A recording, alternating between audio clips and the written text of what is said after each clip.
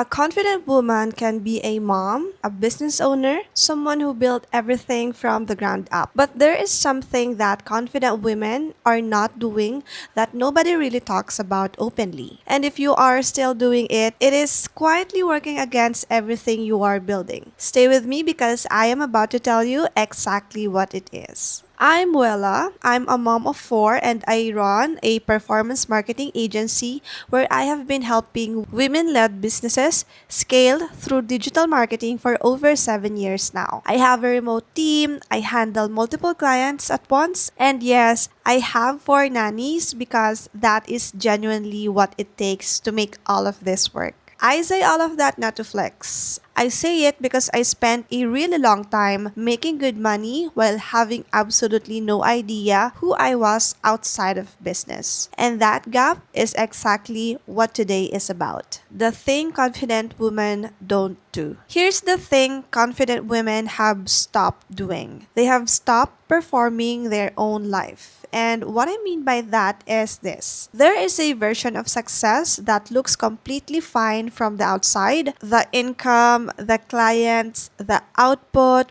but on the inside, you are running on guilt and obligation and this constant background feeling that if you stop producing, everything falls apart. That is not confidence. That is a woman who has gotten so good at showing up for everyone else that she stopped checking in with herself somewhere along the way. I know this because I lived in it. I got to a point where I had consistent six-figure months, a full team, clients who depended on me, and I still could not make a simple decision about my own life without second guessing it for days. I would run everything by the people around me, my peers, my teammates, sometimes honestly, people who had no business weighing in. Not because I needed more information, because I did not trust myself. And that is the actual thing separating the woman who feels confident from the woman who is just very busy. Self trust is what confident women have. That is the secret, and that is what we are going to work on today. Point 1. Confident women know what it actually costs them to lower their standards. Here's something I had to learn the hard way. For the longest time, I thought I had standards. I told myself I did. But when I actually looked at what I was tolerating, clients who questioned every single recommendation I made, who treated 7 years of real experience like it was something they could just approve or reject, or depending on how they were feeling that day. I had to be honest with myself. My standards were something I talked about, not something I was actually living. And here's the part that stings a little. I did not keep those clients because I needed the money. At a certain point, I genuinely did not. I kept them because somewhere in my head, I had decided that walking away meant I was not reliable, that a woman who delivers does not just leave. So I stayed. And every single time I stayed, I was teaching my own body something. I was teaching it that we do not trust our own guts on a situation. We override it, we ignore it, we push through it anyway. And for moms, this is where it gets really loud because we have this whole layer underneath everything.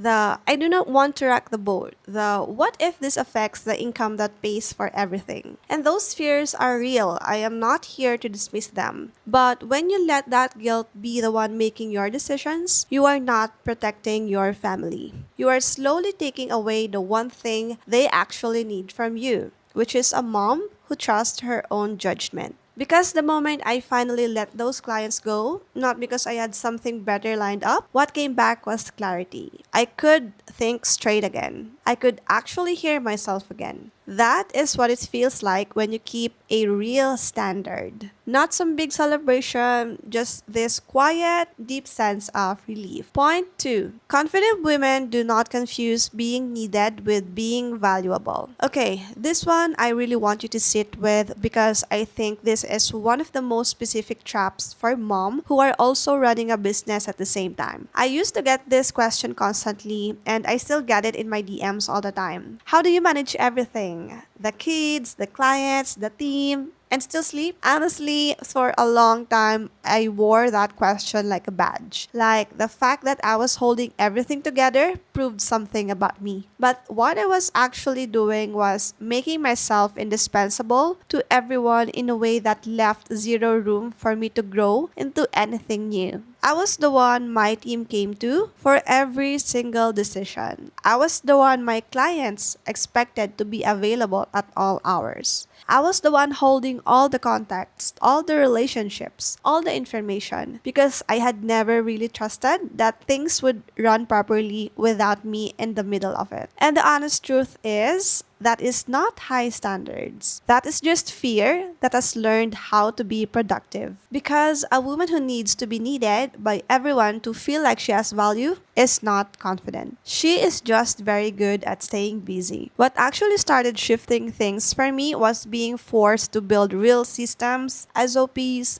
delegation structures. I thought being irreplaceable meant I was valuable. But those two things are actually opposites. When you are irreplaceable, you cannot move. When you are genuinely valuable, you can step back and things still run. And that shift from performing availability to actually building trust in your team and in yourself, that is where real confidence starts living. Not in being needed, in knowing that things are okay even when you are not holding every single piece of it. Confident women do not explain themselves to rooms that have not even questioned them yet. Okay, last one. And I am talking specifically to the moms on this one. One of the things I get asked about the most in my DMs is how I handle raising my rates. How I tell a client who had been with me for a year that it costs more now.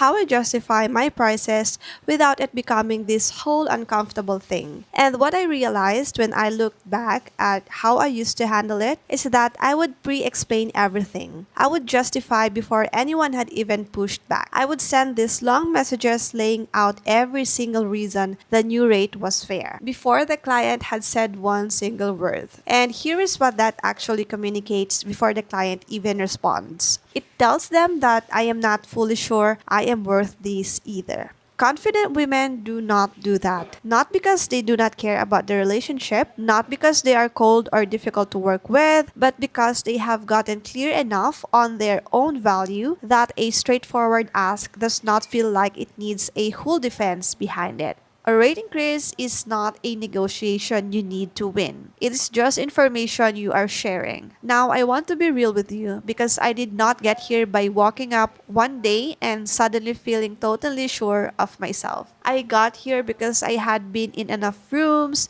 with enough clients for enough years that the evidence started to build up on its own. I had delivered enough. I had proven it enough times to myself. And at some point, that track record started feeling louder than the doubt. But here is what I genuinely wish someone had told me years earlier. You do not have to wait until the evidence feels like enough before you start carrying yourself like it already is. You can decide right now that asking clearly, holding it without over explaining, and not walking it back the second someone pauses is how you start building that evidence for yourself. And your daughters are watching this too. They are watching whether you ask for what you are worth. They are watching whether you say it and hold it, or say it and then immediately start softening it because someone looked uncomfortable. That is what you are passing on to them, not just the income you build, the way you carry yourself when you ask for it. So here is what we talked about today. Confident women are not doing three things. They are not staying in situations they have already outgrown just because leaving feels like giving up. They are not making themselves indispensable to everyone around them and calling that their identity, and they are not writing a whole explanation before anyone has even asked for one.